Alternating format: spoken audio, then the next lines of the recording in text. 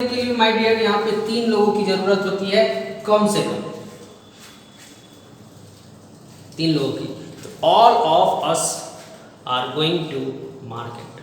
हम 3 लोग हैं या 30 लोग हैं या 300 या 3000 लोग हैं, हम सभी लोग कहाँ जा रहे हैं? मार्केट। सब लोग 40 बच्चे हैं आपकी क्लास में, तो 40 के 40 बच्चे इंटेलिजेंट हैं, तो all of you are very intelligent in the class. याद रखेंगे 40 बच्चे यहाँ पे क्लास में, और उसमें से कोई भी इंटेलिजेंट नहीं है तो नन करेंगे, none of the student is intelligent over there in the class. एक इंटेलिजेंट है तो 1 ऑफ द 40, कोई नहीं इंटेलिजेंट है तो कोई की बात नहीं करेंगे, और ऑल इंटेलिजेंट है तो all student of the 40 is very good. समझ रहे हैं? क्लियर हो गया? इसके आगे फिर पढ़ते हैं।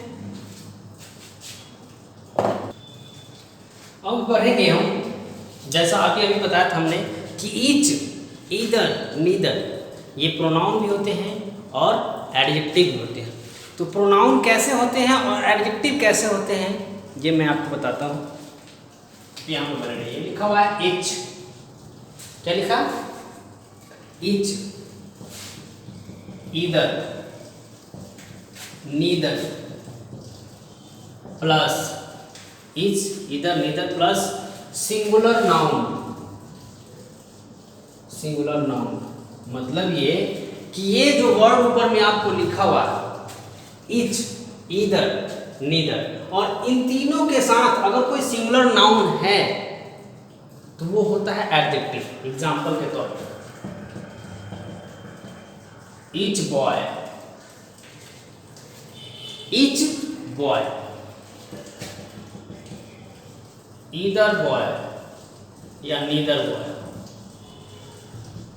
देख लीजिए, देख सकते हो होमवर्क बोर्ड पे कि यहाँ जो ईच के बाद singular number noun, singular number noun, singular number noun. अगर ईच, ईदर, नीदर के बाद सिंगुलर नंबर नाउन आता है सेंटेंस में as a subject, as a subject, तब वो एडजेक्टिव होता है, बट नॉट एडजेक्टिव होता है।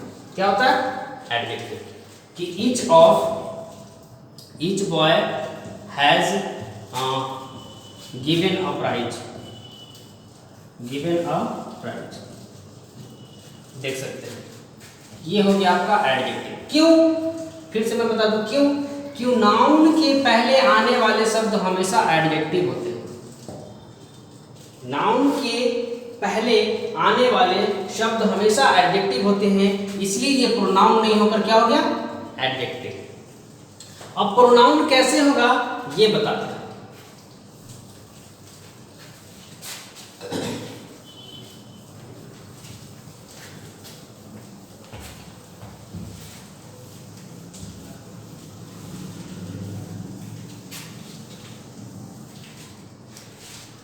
प्रोनाउन कैसे होगा? फिर से यही लिखते हैं, each,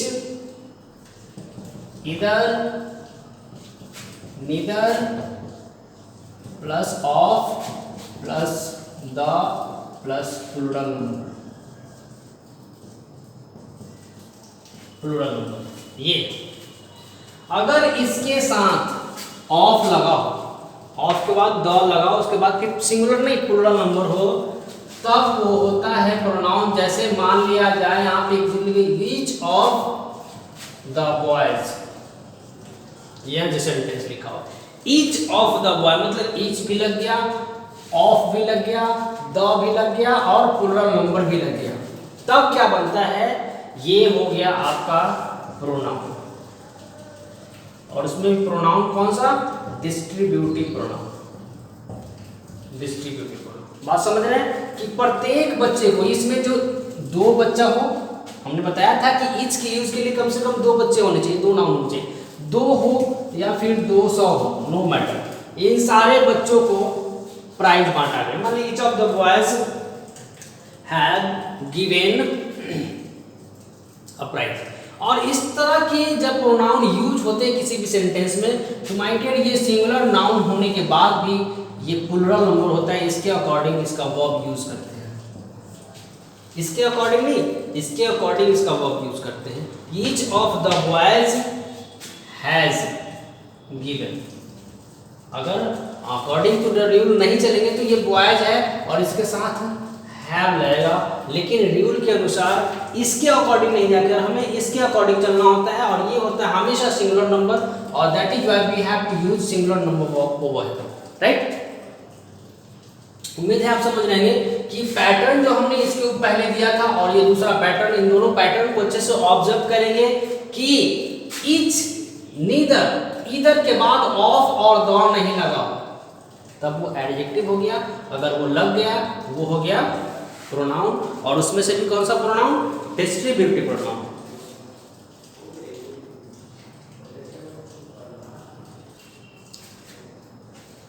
Now I'm going to teach you fifth number reflexive pronoun. Reflexive pronoun मतलब according to the name itself reflect करना, reflect करना, reflect करना मतलब जैसे बनती है सूर्य सामने की ओर है, हमारा सूर्य सामने की ओर है, हम अपने हाथ में आईना लेते हैं और आईना दिखाते हैं सूर्य को, सूर्य की रोशनी इस पर रिफ्लेक्ट होती है और यहाँ से रिफ्लेक्ट होकर वो रोशनी कहीं और जाती है, दैट इज कॉल्ड रिफ्लेक्शन। आपने फिजिक्स में भी पढ़ा होगा रिफ्लेक्शन। और यही सेम चीज आपको पढ़ना है, रिफ्लेक्ट करते हैं। रिफ्लेक्ट कैसे करते हैं कि जब खुद को आई हर्ट माई सेल्फ, जब सब्जेक्ट अपने खुद को रिफ्लेक्ट करता है, ये है हमारा सब्जेक्ट, और ये क्या करता है? खुद को चोट पहुंचाता है, खुद को चोट पहुंचाता है। तब ये माई सेल्फ क्या करता है? आई को रिफ्लेक्ट करता है, आई को रिफ्लेक्ट करता है, मतलब ये जो रिफ्लेक्शन है इसका इसी वो सब्जेक्ट के ऊपर जाता है, and that is why we can say that it is a reflexive pronoun. Examples मैंने नहीं लिखे हैं, I am going to write the example once again. Actually क्या होता है माय डियर कि जब हम रिफ्लेक्सिव प्रोनाउन को बनाते हैं, कंट्रीब्यूट करते हैं, तो इन दोनों वर्ड का हमें जरूरत पड़ता है, बस इन्हीं दोनों वर्ड की सहायता से हम कोई रिफ्लेक्सिव प्रोनाउन इस्तेमाल करते हैं। मतलब एक पर्सनल प्रोनाउन होता है और पर्सनल प्रोनाउन के साथ जब इस वर्ड को जोड़ दिया जाता है, जोड़ देना मतलब उसको क्या कहते हैं? सफिक्स ऐड कर देते हैं। सफिक्स मतलब क्या होता है कि जैसे मान लीजिए यहाँ पे बॉक्स है और इसमें प्लस ईएस जोड़ देते हैं तो क्या बनता है? बॉक्सेज। इसी को बोलते हैं सफिक्स ऐड करना, सफिक्स। और इस वर्ड को एज अ सफिक्स जब किसी प्रोनाउन में यूज करते हैं तब ये बनता है रिफ्लेक्सिव प्रोनाउन। जैसे यहाँ पे लिखा मैंने माई प्लस सेल्फ, तो ये क्या बन गया? My self. ये बना यू प्लस सेल्फ, क्या बना? You self. ऐसे क्रिएट होता है रिफ्लेक्सिव प्रोनाउन। जानेंगे इसको और डीपली, क्या करेंगे? और डीपली जानेंगे, थोड़ा सा वेट करेंगे, इसको इरेज करना है बोर्ड। ये कुछ एग्जांपल्स लिखे हैं रिफ्लेक्सिव प्रोनाउन के, आप बोर्ड पे देख सकते हैं कि कैसे my, you, our, him, her, they, it, one, इन सबको सेल्फ के साथ ऐड कर देते हैं तो ये जितने भी निकल कर रिजल्ट आए हैं माय डियर, ये सारे के सारे हैं रिफ्लेक्सिव प्रोनाउन। रिफ्लेक्सिव प्रोनाउन है रिफ्लेक्सिव प्रोनाउन, जो क्या करता है? सब्जेक्ट को रिफ्लेक्ट करता है। अब बताते हैं कि सिंगुलर नंबर अपने लिए सिंगुलर नंबर प्रोनाउन का यूज करता है और प्लुरल नंबर अपने लिए प्लुरल नंबर प्रोनाउन का। सिंगुलर और प्लुरल से मतलब ये कि सिंगुलर अपने लिए सेल्फ यूज करता है और प्लुरल अपने लिए सेल्फ यूज करता है। ये बात, ये आप अपने लिए सिंगुलर के लिए यूज करते हैं और ये प्लुरल के लिए यूज करते हैं। यहाँ आप देख सकते हैं ये सिंगुलर नंबर है, सिंगुलर नंबर यूज करके माई सेल्फ बना दिया। ये सिंगुलर नंबर है, सिंगुलर नंबर यूज करके सिंगुलर नंबर योर सेल्फ बना दिया। कभी कभी ये सेकेंड पर्सन का प्लुरल नंबर भी होते हैं और इसका सेकेंड पर्सन का प्लुरल नंबर भी सेम ही होता है, यू। तो आप अपनी चॉइस के अकॉर्डिंग इसको सिंगुलर मान सकते हैं या प्लुरल मान सकते हैं। अगर सिंगुलर आपने माना है तो आपको ये यूज करना पड़ेगा, आपने इसको अगर प्लुरल मान लिया है तो फिर ये यूज करना पड़ेगा। यहाँ भी ये प्लुरल नंबर है और इसके साथ ये प्लूरल नंबर आप देख सकते हैं यहाँ पे आवर सेल्फ यूज हो गया। सिंगुलर नंबर अपने लिए singular number, singular number, singular number, ये फिर से प्लूरल नंबर और ये प्लूरल नंबर अपने लिए प्लूरल नंबर यूज किया। It means the pronoun that related to singular number use its singular form as a suffix, and if the pronoun is plural number it use or takes plural form in plural number. Okay, आप देखिए reflexive pronoun कैसे बनाया जाता है, कैसे made किया जाता है। अब इसके आगे पढ़ेंगे, वेट कीजिए थोड़ा सा, आगे पढ़ेंगे 6 नंबर में indefinite pronoun. Indefinite pronoun according to the name of indefinite pronoun. Indefinite, definite मतलब निश्चित, डेफिनिट में निश्चित, और इंडेफिनिट मतलब अनिश्चित।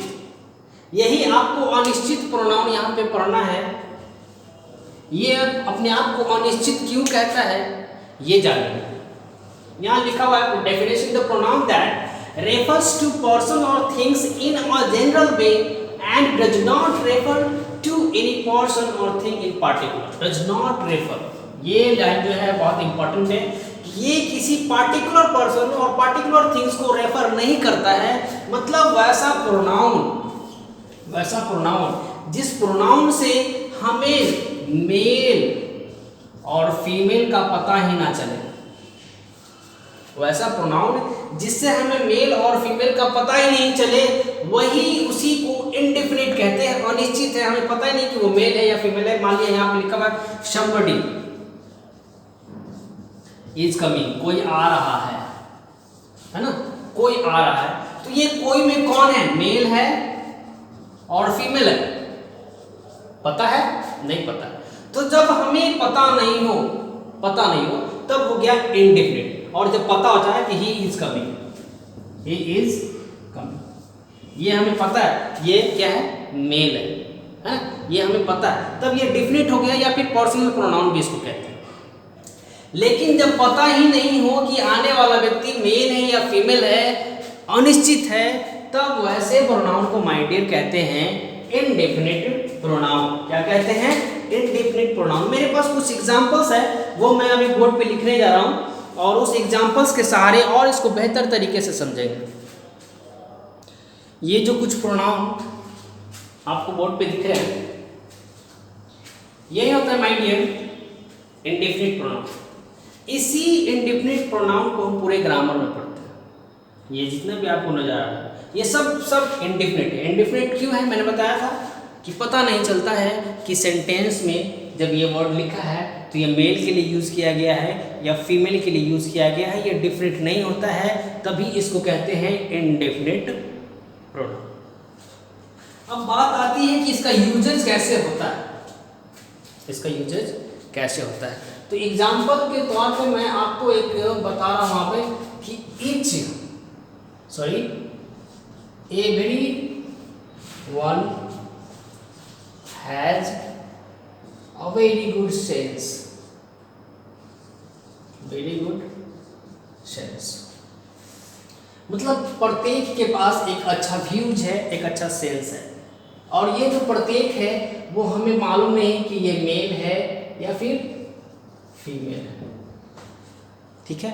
लेकिन इसके लिए अगर हमें दूसरा सेंटेंस यूज करना पड़े, दूसरा सेंटेंस लिखना पड़े इसके आगे कनेक्ट करने के लिए, जैसे राम के साथ लिखते हैं Ram is a boy, he is a very good boy, he is a very intelligent boy, इस तरह से सेंटेंस कनेक्ट करने के लिए अगर यहाँ पे हमें दूसरा सेंटेंस लिखना पड़े तो क्या हम बार बार एवरीवन ही लिखेंगे? जैसे बार बार राम को नहीं लिखते हैं, क्या बार बार एवरीवन को लिखेंगे? नहीं लिखेंगे। उसके लिए हमें प्रोनाउन का यूज करना पड़ेगा। और माय डियर, जब कभी भी आपको कभी बुक में या सेंटेंस में या कहीं भी इस तरह का प्रोनाउन दिखता है और इस तरह के प्रोनाउन के लिए आपको दोबारा किसी सेंटेंस को लिखना पड़े, तो इन सब को भूलकर आप इनमें से प्रोनाउन यूज करेंगे, क्योंकि ये डेफिनेट ही नहीं बताता है कि ये मेल है या फीमेल है। फिर हमने अपने अकॉर्डिंग इन सब के लिए प्रोनाउन जो यूज करते हैं वो मेल यूज करते हैं। क्या यूज करते हैं? Male, according to the demand of the sentence. According to the demand. अब डिमांड की बात करें तो डिमांड कैसे पता चलेगा सेंटेंस में? ये हमें ही यूज करना है, हिम यूज करना है, हीज यूज करना है या हिमसेल्फ यूज करना है। तो मैं बताता हूं एक एग्जांपल के तौर पे, यहां फिर से लिखता हूं, everybody should do dash homework, है ना। Everybody should do dash homework, यहाँ पे लिखा हुआ है, यहाँ पे प्रोनाउन आपको यूज करना है कि हर एक को क्या करना चाहिए, होमवर्क यूज करना चाहिए। अब ये जो है वर्ड, इसके लिए हमें क्या यूज करना पड़ेगा? इन चार में से कोई एक यूज करना है। कौन सा यूज करना है? उन चार में से कोई एक यूज करना है। तो हमें कैसे पता चलेगा कि इन चारों में से कौन सा यूज करना है? तो सेंटेंस के फीलिंग को पकड़ते हैं। ये सेंटेंस क्या करे? एवरीबॉडी। हमने कहा कि इस तरह के जो इंडेफिनिट प्रोनाउन जब भी यूज होंगे सेंटेंस में, तो उसके लिए हमें इसी चारों में से कोई यूज करना है, राइट। अब इन चारों में से कौन यूज करेंगे? यहाँ पे आप ऑब्जर्व करेंगे, एवरीबॉडी शुड डू, ही लगाएंगे। Everybody should do he homework, नहीं, his homework. Everybody should do his homework, है ना। अब पता चलेगा कि हीज हमने क्यों लगा दिया, सॉरी हीज क्यों लगा दिया, हिम क्यों नहीं लगाया, हिम क्यों नहीं लगाया। तो माय डियर, आपने शुरुआती में ही पढ़ा था, जब हमने स्टार्ट किया था इसको, तो आपको वहां पे positive case, adjective case, subjective case वो सारा पढ़ाया था। और उसमें आपने पढ़ा था ये होता है सब्जेक्टिव केस, ये होता है ऑब्जेक्टिव केस, और ये होता है पॉजिटिव केस, ठीक है। उसको, उस पैटर्न को अगर आपको याद होगा तो समझने में प्रॉब्लम नहीं है, लेकिन अगर आपको याद नहीं तो मैं फिर से बता दूं। ये देखिए, एवरीबॉडी शुड डू, ये है वर्ब, क्या करना है, किसे करना है, ऑब्जेक्ट के रूप में यहाँ पता चला होमवर्क करना है। तो ये जो होमवर्क है वो पॉजिटिव केस में यूज किया गया है, और इसलिए हम यहाँ पे पॉजिटिव केस का यूज करते हैं, राइट। क्लियर है? उम्मीद है कि आपको ये बात समझ में आ गई होगी, राइट। इसके आगे चलेंगे my dear, interrogative. Interrogative pronoun में कुछ है नहीं एक्चुअली। इंट्रोगेटिव प्रोनाउन में जो ज़्यादा कुछ है नहीं पढ़ना। इंट्रोगेटिव प्रोनाउन से मतलब है कि वैसा वर्ड जिसको किसी क्वेश्चन करने के लिए यूज करते हैं, जिसको हम WH फैमिली या ट्रांसलेशन के बुक में पढ़े होंगे, WH फैमिली। WH फैमिली मतलब क्या?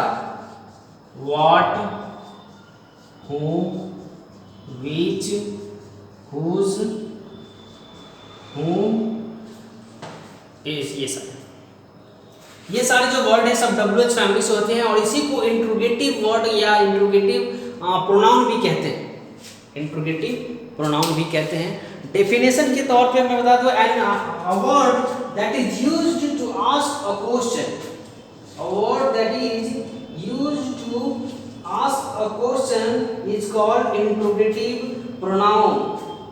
Interrogative pronoun कि जब किसी WH वाले वर्ड को सेंटेंस में एज अ सब्जेक्ट यूज करते हैं। एज अ सब्जेक्ट मतलब आप जानते हैं किसी भी सेंटेंस को जब लिखते हैं तो उसमें सबसे पहले क्या होता है? सब्जेक्ट होता है। ही इज अ बॉय, सबसे पहले होता है सब्जेक्ट।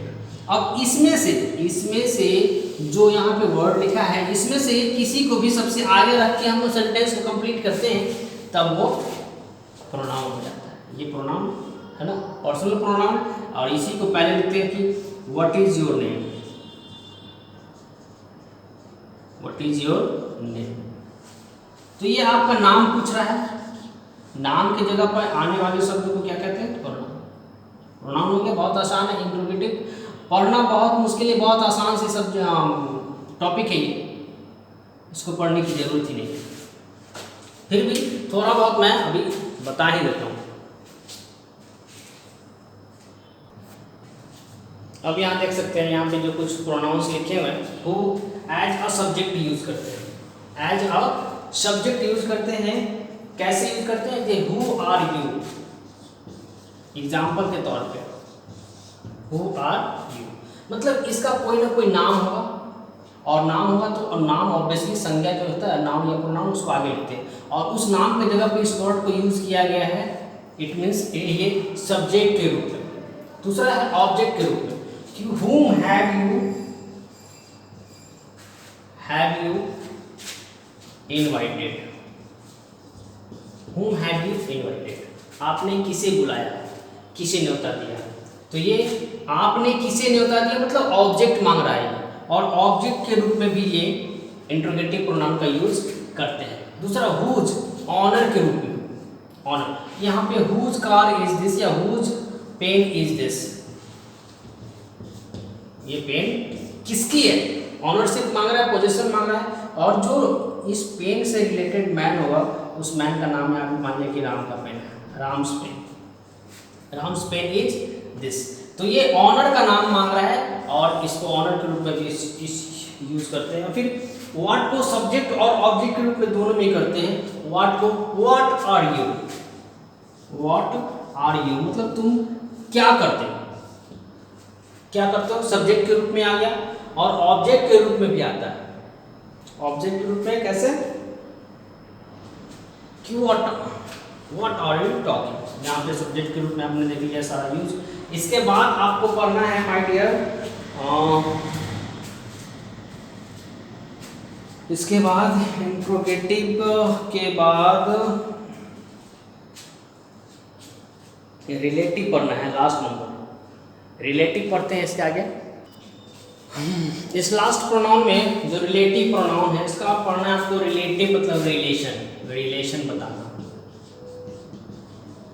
दो नाउन या दो प्रोनाउन के बीच में जो रिलेशन बताता है उसी को रिलेटिव प्रोनाउन कहते हैं। आप अकॉर्डिंग टू द डेफिनेशन भी देख सकते हैं, it stand instead of a noun and also join two sentences. मतलब इस तरह के रिलेटिव प्रोनाउन आप जब आगे के क्लास में क्लाउज पढ़ेंगे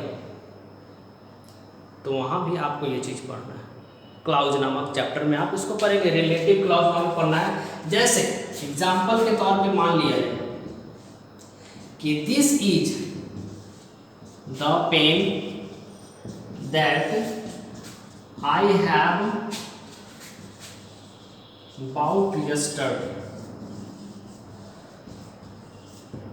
ये जो सेंटेंस आप देख रहे हैं, this is the pen that I have bought yesterday, मतलब दिस इज एक सेंटेंस इधर है, दूसरा सेंटेंस इधर है, और इन दोनों सेंटेंस को जोड़ने का काम कौन कर रहा है, दैट। यहाँ लिखा है, सेंटेंस लिखा, ज्वाइंस टू सेंटेंसेस। तो वैसा प्रोनाउन जो दो सेंटेंसेस को आपस में जोड़ने का काम करता है, आपस में उसका रिलेशन बताता है, आपस में उसका कनेक्शन बताता है, that is relative pronoun. Okay, right. और भी एग्जांपल्स की बात करें माय डियर, तो मैं बता दूं, this is the book that I found yesterday. Found ये वही बुक है जिसे मैंने कल पाया था, ये वही बुक है जिसे मैंने कल पाया था। यहाँ पे देख सकते हैं दो सेंटेंस है और इन दोनों सेंटेंस को दैट यूज कर ज्वाइन कर रहा है, और ज्वाइनिंग वर्ड को ही कंजंक्शन कहते हैं, और कंजंक्शन को ही रिलेटिव प्रोनाउन भी कहते हैं। एग्जाम्पल्स और भी बहुत सारे हैं, और भी बहुत सारे हैं। मान लिया जाए I met Anjali who was returning from her college. I met Anjali who was returning from her college. यहाँ पे लिखता हूँ मैं sentence, I met Anjali who was returning from college.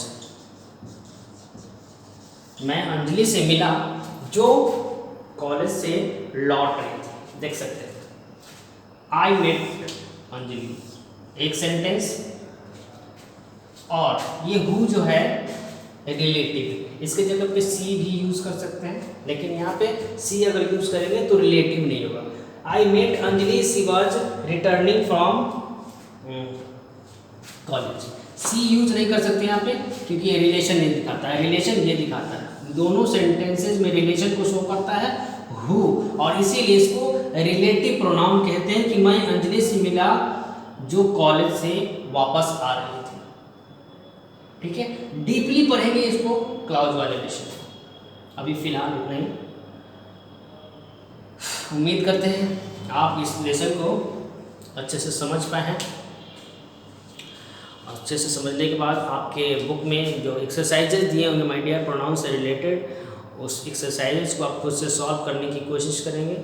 If there is any problem you can ask in the comment section and sure I will answer you very shortly. फिर मिलेंगे अगले class में, अगले वीडियो में। तब तक घर में रहिए, सुरक्षित रहिए। Good bye, see you in the next video, bye.